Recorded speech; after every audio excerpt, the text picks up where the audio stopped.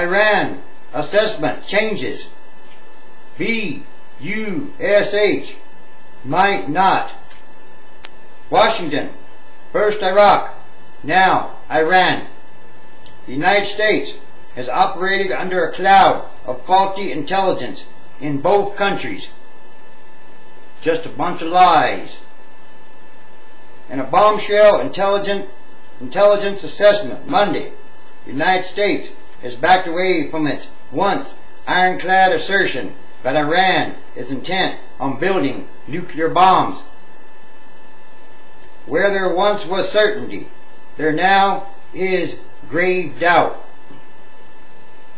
We do not know whether it currently intends to develop nuclear weapons, the new estimate said.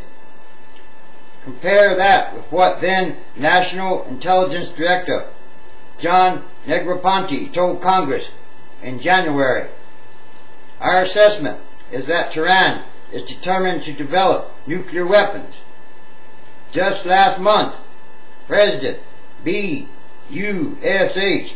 at a news conference, which the French president said, "We talked about Iran and the desire to work jointly to convince the Iranian regime to give up their nuclear weapons ambitions for the sake of peace." What a hypocrite.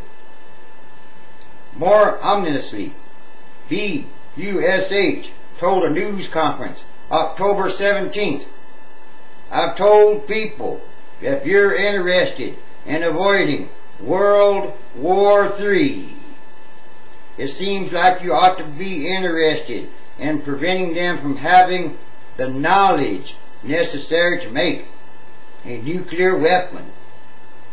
What a hypocrite.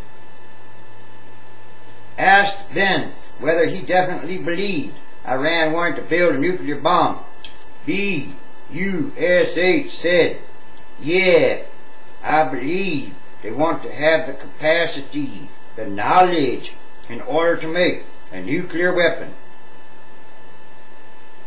What a hypocrite.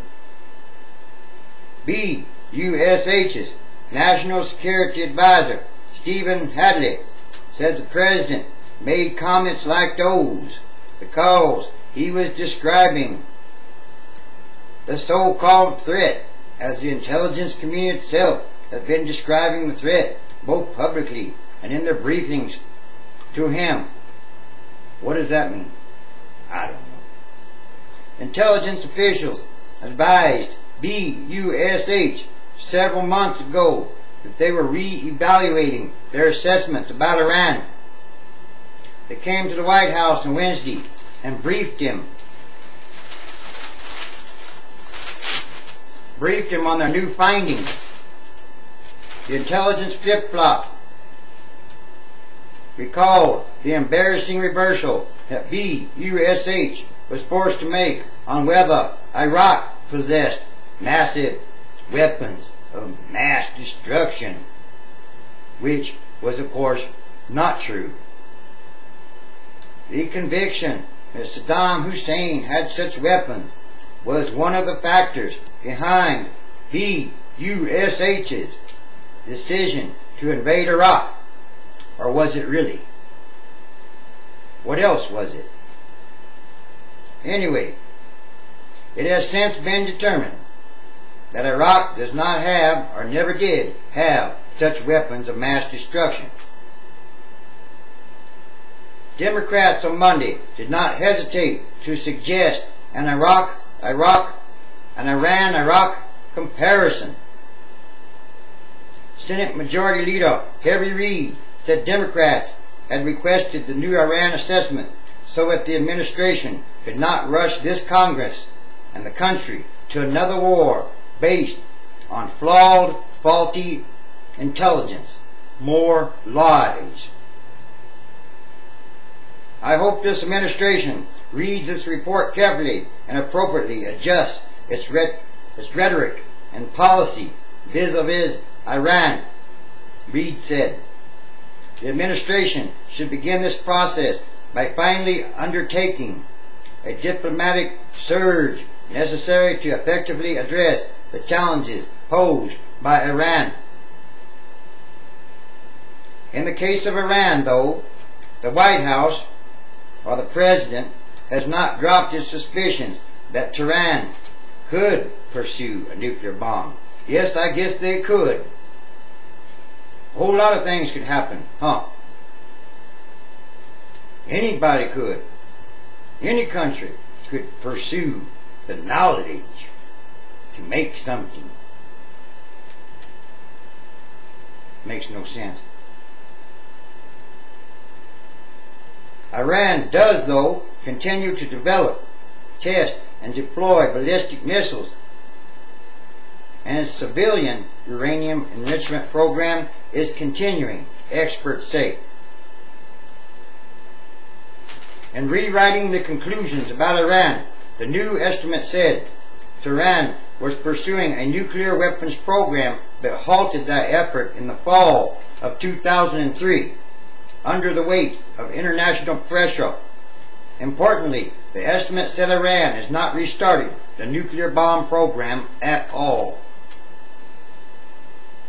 Tehran's decision to halt its nuclear weapons program suggests it is less determined to develop nuclear weapons than we have been judging since 2005, the new estimate said. While key facts have changed, the administration's strategy has not.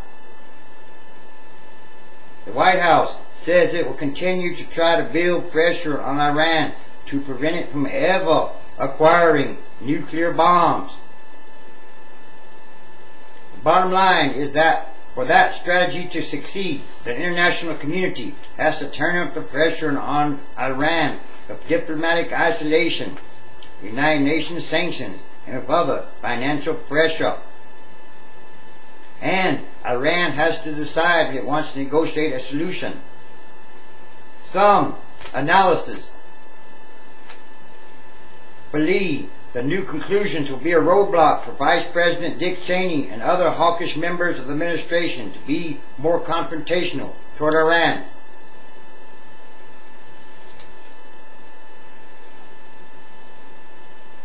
This isn't the time bomb the administration made it out to be for the last several years. Just more lies and misinformation. More deception. The administration does or did not appear inclined to change its strategy to Iran anyway. This suggests they can't take yes for an answer. More lies, more half-truths, more deception. What would you expect? What would you expect from the president that we have? No, he's not. No, he's not good. He's not good at all. Actually, he's very bad. It's spoken of in Revelation chapter 13 who he is. Believe it or not, and time goes ever short. There are some things still to come. Yes, another sign of the last days, and there be many. Period.